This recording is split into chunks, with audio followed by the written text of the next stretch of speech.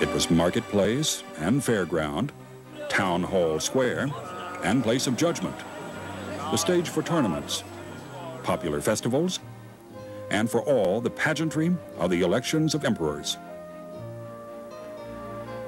For 1,000 years, Frankfurt was where German kings and emperors were selected and crowned. The crowning ceremony was held in the neighboring cathedral of St. Bartholomew.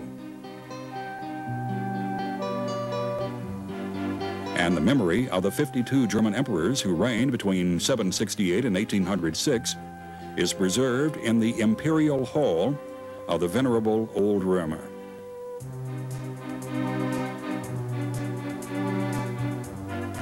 Crowned heads who helped shape the course of German history and culture, and the history of the city of Frankfurt, in the heart of Germany.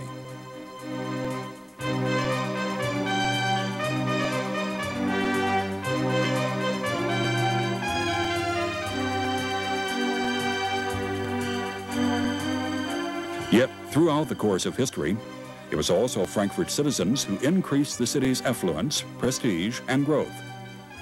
They encouraged culture and the arts with generous donations.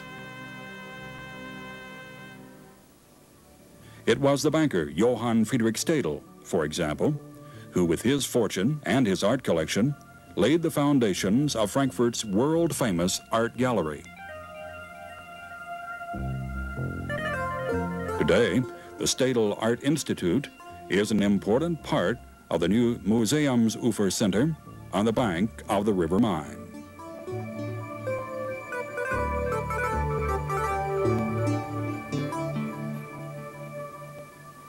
Another famous citizen of Frankfurt earned a place of honor in the city's history through timeless works of literature.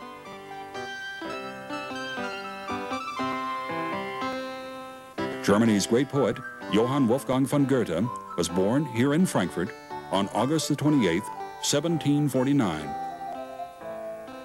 In this house, on the street called Hirschgraben.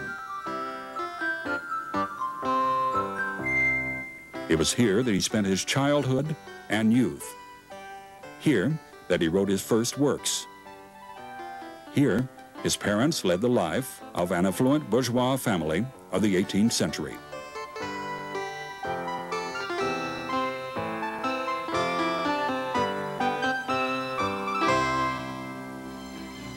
This was the era of rapid innovation.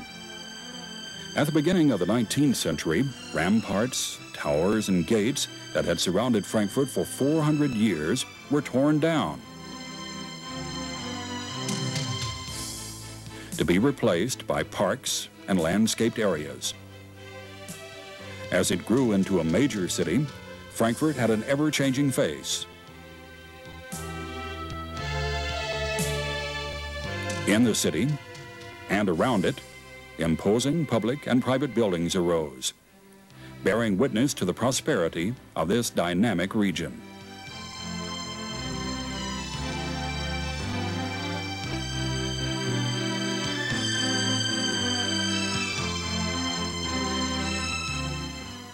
A political renewal took place in 1848, when the German National Parliament met in Frankfurt's Church of St. Paul.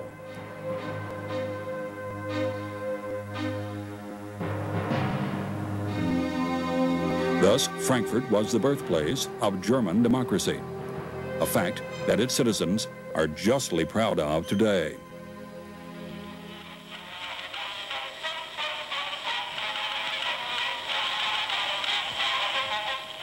Looking forward optimistically, faith in progress in all things was the firm foundation on which Frankfurt citizens built the future of their city, accepting the new without rejecting the old.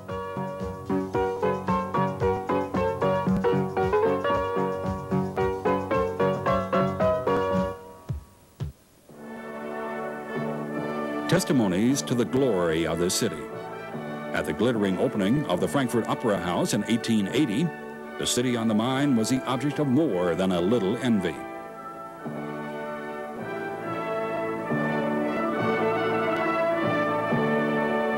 And 100 years later, in 1981, When the rebuilt Old Opera once again made cultural history in Frankfurt, it was again Frankfurt citizens who, by their generous donations, had made it possible to reconstruct the old building true to the original.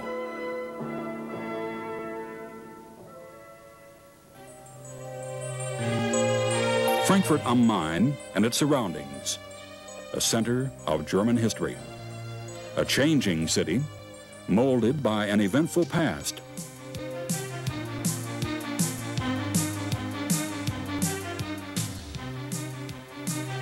Expansion and growth, combining the old with the new. In Frankfurt am Main, this is what people have always done. But behind the new facades, the age-old traditions of the city are kept very much alive. Doing business with money and bonds, trading goods at international fairs and exhibitions,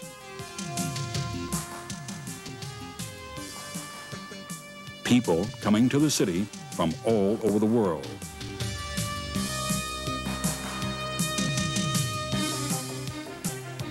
None of these things are new.